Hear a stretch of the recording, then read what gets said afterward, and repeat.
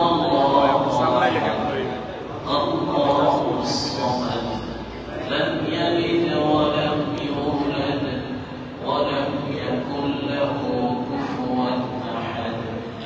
بسم الله الرحمن الرحيم. قل هو الله أحد الله الصمد لم يلد ولم يولد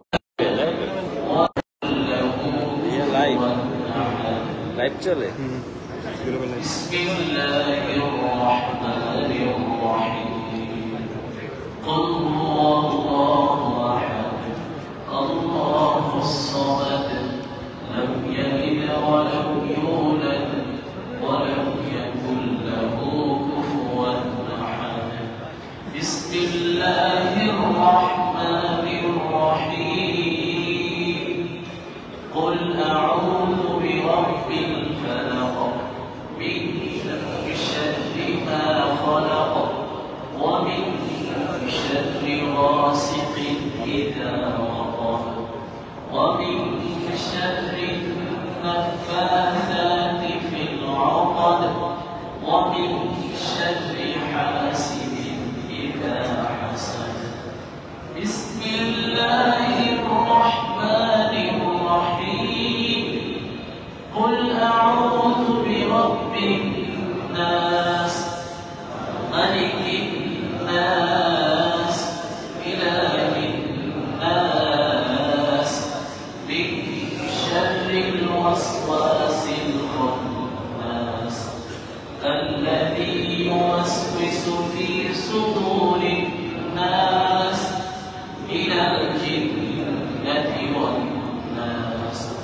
بسم الله الرحمن الرحيم. ما كان محمد أبا أحد من رجالكم ولكن رسول الله وخاتم النبيين وكان الله بكل شيء عليما.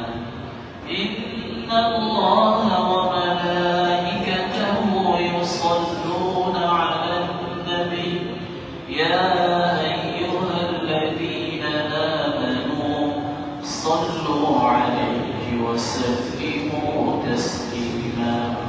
اللهم صل على محمد وعلى آل محمد كما على إبراهيم وعلى آل إبراهيم إنك حميد مجيد.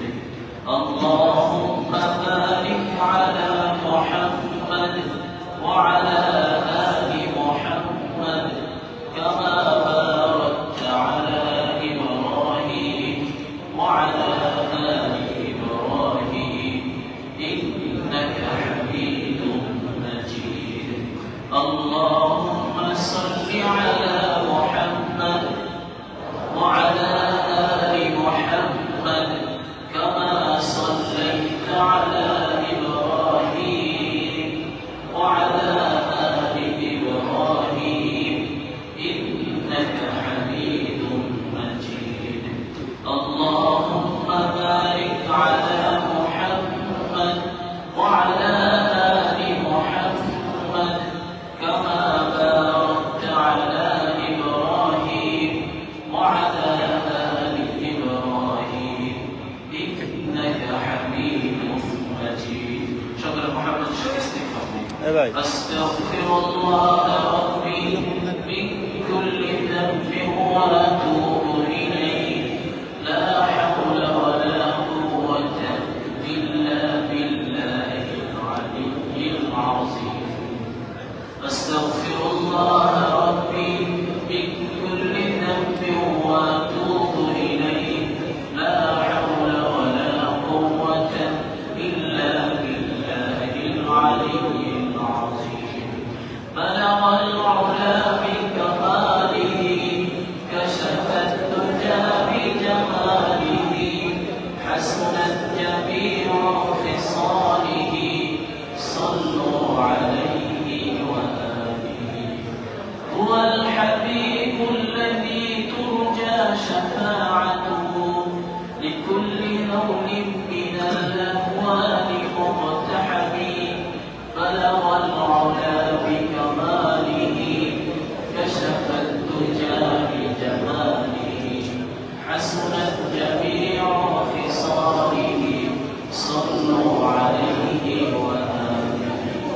الصلاة والسلام عليك يا رسول الله الصلاة والسلام عليك يا حبيب الله الصلاة والسلام عليك يا شافع المذنبين الصلاة والسلام عليك يا رحمة للعالمين الحمد لله আমাদের সত্যি বেশি ভাষায় ইসলামী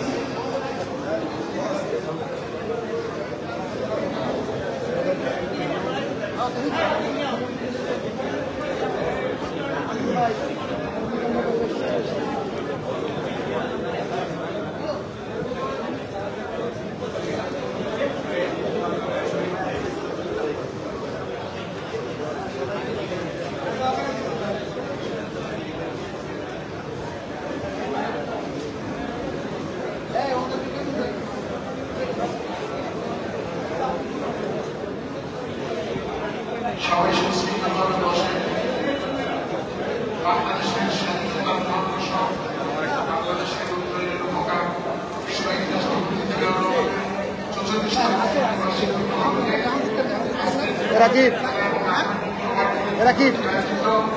এবং আক্রান্ত শাসনের বাংলাদেশের মানুষের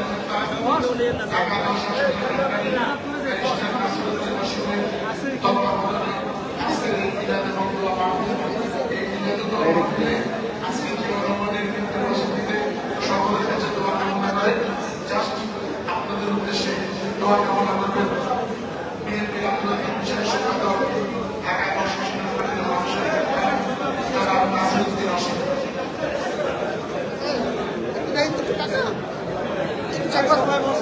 ভাই একটু বসেন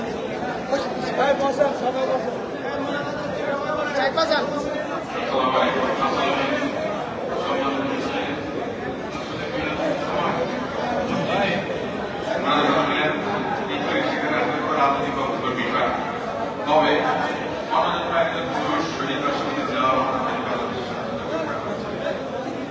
এমন একজন মানুষ যিনি দিনের জন্য কাজ করেছেন আমাদের সাথে সংযোজন করেছিলেন আমরা মসজিদের মধ্যে আসলে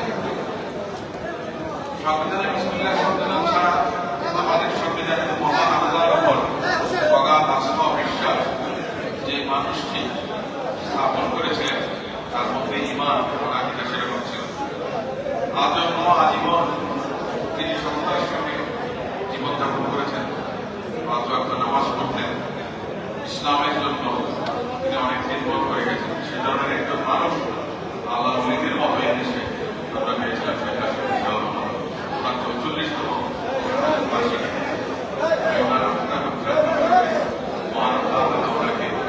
জান্নাত নসিব করুন তার পরিবারের সকল সদস্যদের নিরাপদে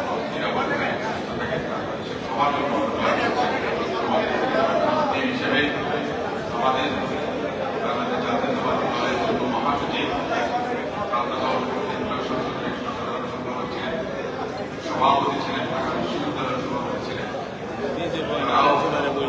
আজকে এখানে উপস্থিত হয়েছেন আপনারা ব্যবসায়ী হুজুর আমাদের মহাজিদ সাহেব হোসেন মিয়া যারা আছেন উপস্থিত হয়েছেন সকলকে ধন্যবাদ আসসালাম আলাইকুম সোহেল ভাইকে হাবিবুল নবী সোহেল হোটেল কথা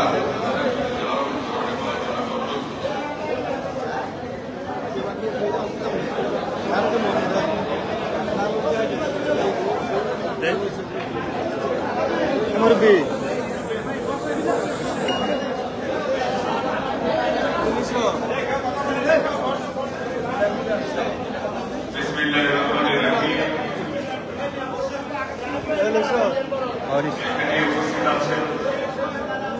বাংলাদেশ জাতীয়তাবাদী দলের মাননীয় বিশেষ সম্পাদক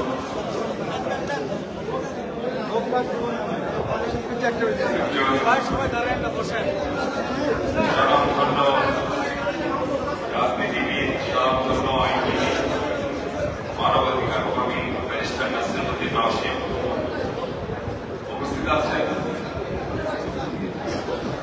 এখানে বিএনপি নেতা মঞ্জু ভাই আছেন মকবুল ভাই আছেন হারুন আছেন জিতু আছেন মতিউর রহমান আছেন, সাত্তার আছেন, শহীদ আছেন, আর অনেক ব্যক্তি উপস্থিত আছেন। এখানে এলাকার আচ্ছা আলী ভাই উপস্থিত আছেন, আমার সামনে নজরুল আছেন, এই এলাকার গণ্যমান্য মুসল্লিবৃন্দ উপস্থিত আছেন। অনেকে আছেন যারা মসজিদে সবসময় নামাজ পড়েন। আপনারা সবই জানেন যে আজকে 30শে মে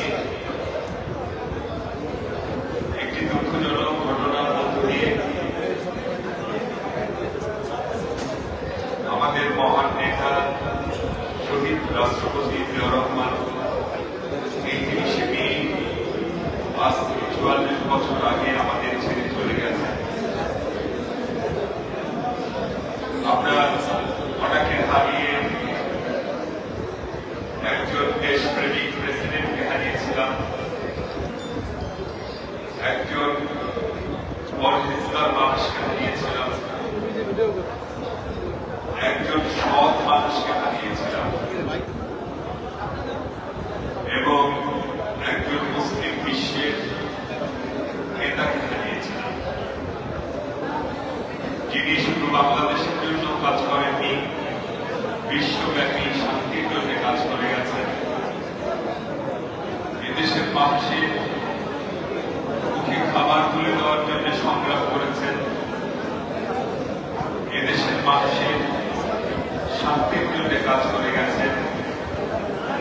এদেশে আমি ব্যাপক কোন রাজনৈতিক আলোচনার মধ্যে যাচ্ছি না, এটি একটি মসজিদ, তাই বিস্তারিত রাজনৈতিক আলাপে যাব না। শুধু বলবো একজন ভালো মানুষ ছিলেন শহীদ রাষ্ট্রপতি জিয়াউর রহমান, এবং উনি যে কি একজন মানুষ কেমন ছিলেন বোঝা যায়, অনেকটা বোঝা যায় তার মৃত্যুর পর জনগণ তাকে কিভাবে স্মরণ করে।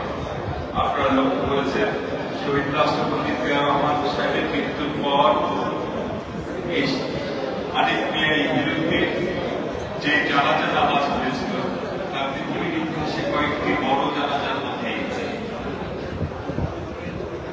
লক্ষ লক্ষ মানুষ সেদিন জানাজায় এসে ওনার জন্য দোয়া করেছেন। আমরাও আজকে দোয়া করছি শহীদ রাষ্ট্রপতি জিয়াউর রহমানের, মহান আল্লাহ তাআলা যেন ওনাকে বেহেশত নসিব করেন, মহান আল্লাহ তাআলা যেন ওনার জীবনের সমস্ত গুনাহ মাফ করে দেন, এবং ওনার যে কবর সে কবরকে মহান আল্লাহ তাআলা যেন জান্নাতের মতো আরামদায়ক করে দেন। আপনারা সবই জানেন উনি যাওয়ার সময় ওনার স্ত্রী এবং 2 সন্তানকে রেখে গেছেন।